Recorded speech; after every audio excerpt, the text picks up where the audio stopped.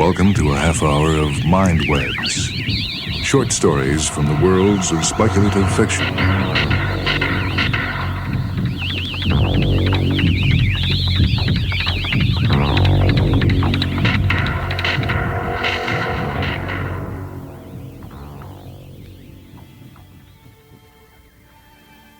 The story on MINDWEBS this time comes from the book Future Corruption, a collection of stories edited by Roger Elwood. This one is titled Paxton's World. It's by Bill Pronzini. Paxton hated science. He hated spatial technology and exobiology and astrophysics and robology and all the other ologies and physics and dynamics. He hated the scientists, those who probe and experiment and create with blind, unhuman fervor like a horde of Frankensteins. He thought science was a curse rather than a servant of mankind. He thought it was the direct cause of depersonalization and dehumanization, and that it was responsible for the death of individual freedom. He was a self-admitted anachronism, a throwback to that ancient time when man could walk completely free in his natural habitat, and there was no science, and the making and the governing of his personal destiny was in his hands and his mind alone. He longed for that ancient time, or a place where in his time he could be completely free of the bondage of science. But on the massively overpopulated, technologically oriented Earth of the 22nd century, there was no such place. Perhaps there were such places in that vast part of the universe known as the uncharted territories, well beyond the last current outpost of science, the asteroid mining belt. And yet, to get there, an individual was forced to utilize one of the new roboships powered by the Chong-Frangzetti subspatial drive, and Paxton hated science. At first he refused to compromise. He was a very rich man. His father had been one of the pioneers in robology and had willed a considerable fortune to his son, just another bitter pill Paxton had been forced to swallow. He could afford to live in utter seclusion, save for an occasional visit from a pleasure maid in the basement of a 200-story building in the city-state of New York. He ate natural foods, which were in limited supply and enormously expensive. He collected real books, very old and very fragile, and various forms of ancient art. He painted pictures and created montages and sculpted statues that no one ever saw. And he was miserable because even though he could not see it, science was all around him. Life in Paxton's 33rd year became totally unbearable. He knew then that he had to compromise, that he had to seek out a new, dawning world where science did not exist, and where the freedom he craved for would thus be his. Once having made his decision, he acted swiftly. He purchased one of the single-passenger roboships, liquidating most of his assets in order to meet the exorbitant price of the craft.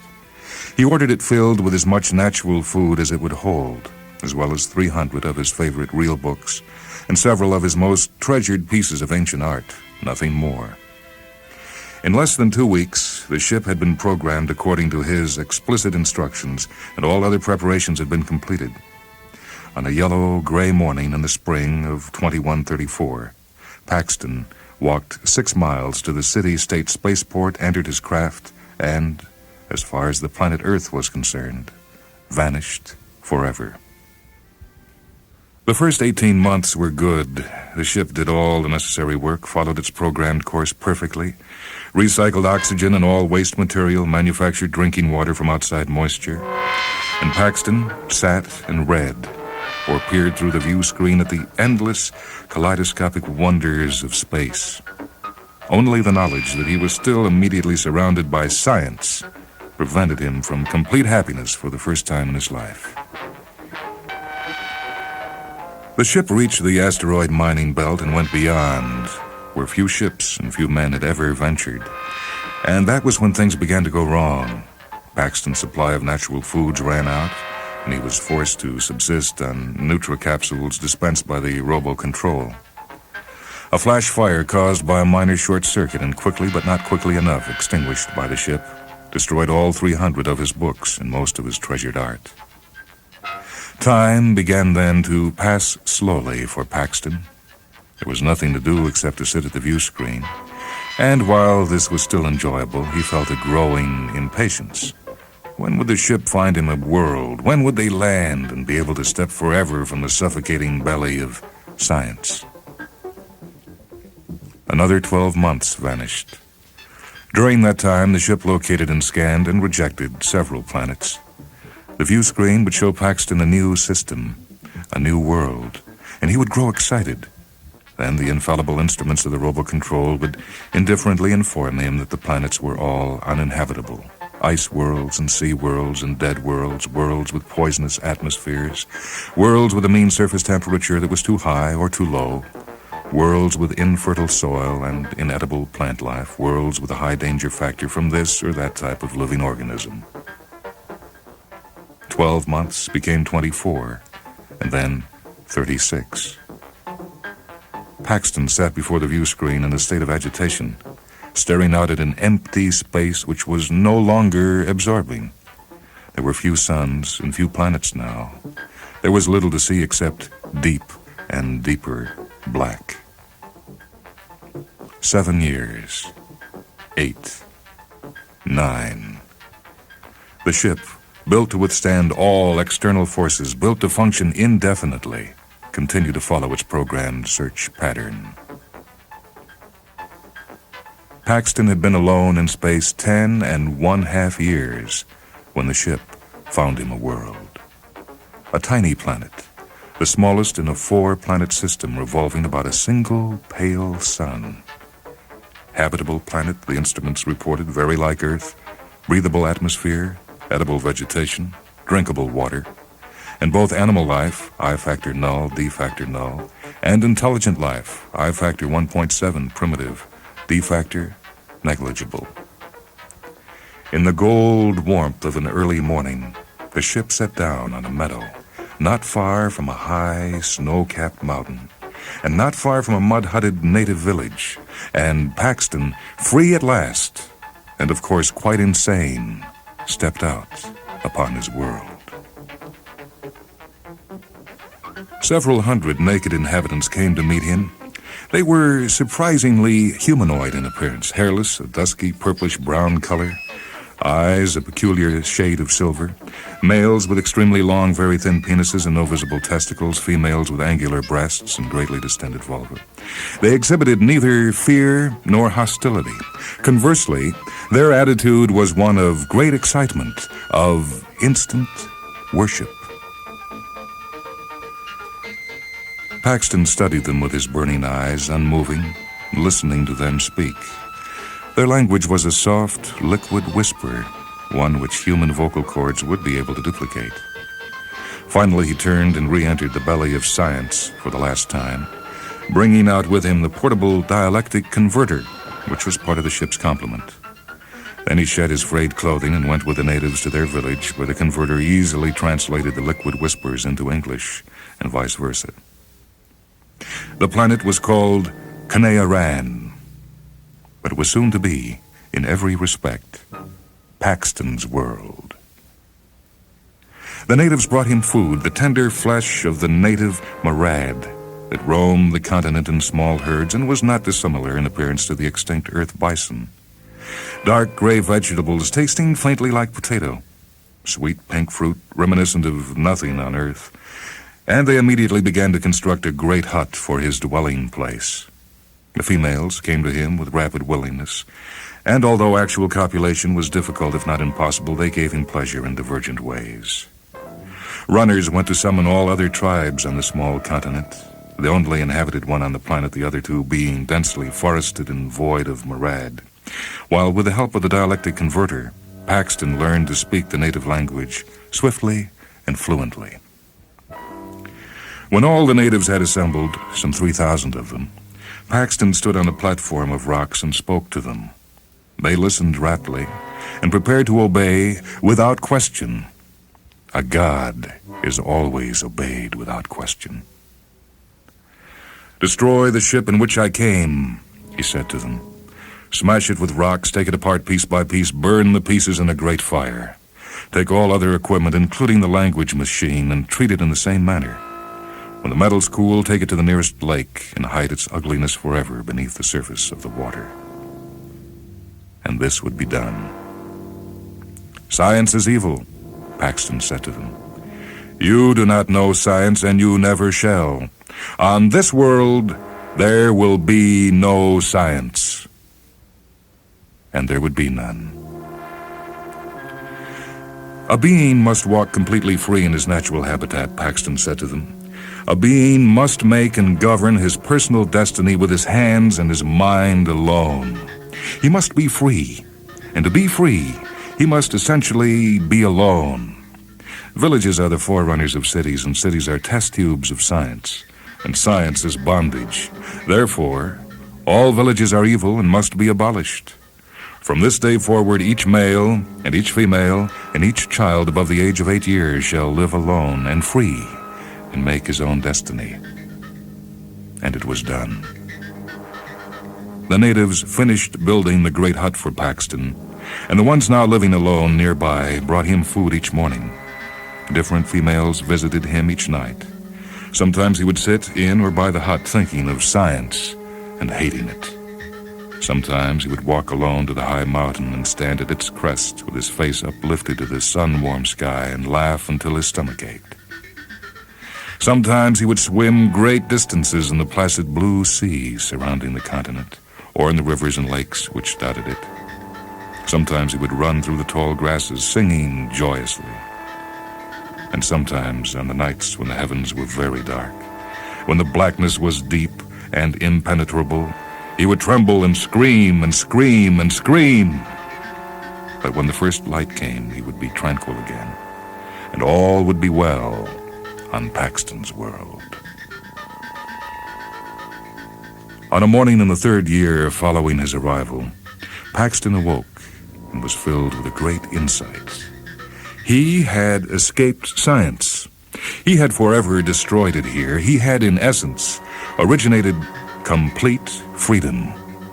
He had, in essence, originated a new world. Thus, he was a god. The natives were his children, his disciples, and he was God, benign and wise, and most importantly, creative. He had always been creative as a man, and as man he had loved the beauty of simple art. Now, as a god, he must direct the creation of simple art here, art unlike any other, new and exciting and basic, and therefore teach his children to love its beauty. Excited, he sought out one of the nearest natives and said to him, "It is true you are free, but even a free being must obey God's benevolent will. It is my will that you are, at my direction, to create simple art, and thereby learn to love its beauty. To begin, you will construct a curving wall as high as your waist and 20 times the length of your body of flat, red stones." The native began to construct the wall. Paxton went to each of the other natives in turn, each male and female and child, and said to them what he had said to the first. Then he issued to each a command for the composition of widely diversified forms. "Fabricate a square tower 5 times as high as your body of blue and silver stones. Fell 6 trees, cut them into round blocks, and with the blocks, construct a path from the doorway of your hut to a 7th tree. Seek out and kill 10 marad. When you have eaten the flesh of each animal, arrange its bones in the shape of suns and mountains and huts and penises and breasts," and so on. When he had spoken to each of the natives, Paxton returned to his own dwelling. He rested there for 1 month, taking pleasure each night from one or more of the females. Then he left again to examine progress. The results pleased him. Each native was performing his task exactly as directed. When he neared the completion of his journey across the continent, he began to sense a certain tremendous aesthetic quality to the whole, though lacking in unity, lacking in theme. And all at once, he recognized the possibilities for the ultimate in simple artistic symmetry. A magnificent tapestry woven of thousands of separate threads, an entire continent reshaped and remolded into a single work of new art. A massive excitement seized Paxton, and he knew instantly that he must dedicate the balance of his life to the tapestry, that only through its creation and its perfection would his children truly learn to love the beauty of simple art. Paxton told himself he must not rush into the project, for there were many things to be considered. Once more, he returned to his hut and meditated for several days, visualizing the contours of the continent and mentally constructing the tapestry. During his 3 years in this world, he had seen several monuments erected by this generation of natives and prior ones to their god, to him. In the past, these constructions had not intruded on his consciousness, but now in the bright, clear light of his ardor, he saw them, and they were artless and offensive. They must be destroyed completely as he had destroyed the thing of science in which he had arrived. Artifacts belonging to past generations in the native burial grounds would have to be altered according to careful specifications so that they would fit harmoniously into the overall pattern. If they could not be altered, they too would be obliterated. The excitement became a raging inferno inside Paxton. He was ready to begin, and he went forth yet again among the natives. Some were commanded to destroy the old monuments. They no longer pleased him, Paxton said. They had no place in the creation of a single, unified work of art, the great monument to his glory, which all would join in originating. Others were given commands for new towers and walls and hundreds of other forms. Still others were ordered to reshape such existing objects as the burial grounds. Paxton, from then on, roamed the continent tirelessly, examining completed threads, issuing instructions for new ones. Time had no meaning for him. There was only the tapestry. And 10 years passed as if they were 10 days. The tapestry had begun to take shape, although it was by no means nearing completion and by no means as perfect as he had visualized it. He continued to travel month after month, ordering something added or subtracted here, something altered or entirely reconstructed there. Another 10 years vanished, and Paxton was an old man, nearing 70, and still unpleased. The tapestry was not yet perfect, perhaps would never be perfect, but the work would continue. It must continue as long as he remained unsatisfied. One night at his hut, during an infrequent period of rest, Paxton was visited by 2 females. But for the first time in 2.5 decades, there was no pleasure. This angered him. He chased the females away, and another came, and there was still no pleasure. He grew angrier. At the end of 7 successive nights with 30 different females, there was still no pleasure, and his anger then turned to wrath. On the morning of the 8th day, Paxton left his hut and set out across the continent. To each of the males he said, "I am a benevolent God, but I have been offended, and you must all suffer the consequences. The females no longer give me pleasure. Therefore, they can and must no longer give you pleasure. You will mate with them no more." The males nodded obediently. And to the females, Paxton said, "You no longer give me pleasure. This is a sacrilege and must be punished. You will not mate with the males from this day forward. There will be no more mating, and there will be no more children." The females nodded obediently. And there was no more mating, and there were no more children. Paxton continued to direct work on the tapestry for another 4 years. Then on a night of deep and impenetrable blackness, the black, he stood screaming and trembling. But before the first light came, he fell down and was silent. Hours passed, and he could not stand again. He could not move. The realization came that he was dying. The knowledge filled him with a great sadness. The tapestry was still not complete. There was so much more to be done, but he was not afraid. One of the natives came to him with food, and Paxton instructed him to summon all males and females and children on the continent. The male left immediately. Paxton waited, and his people began to arrive.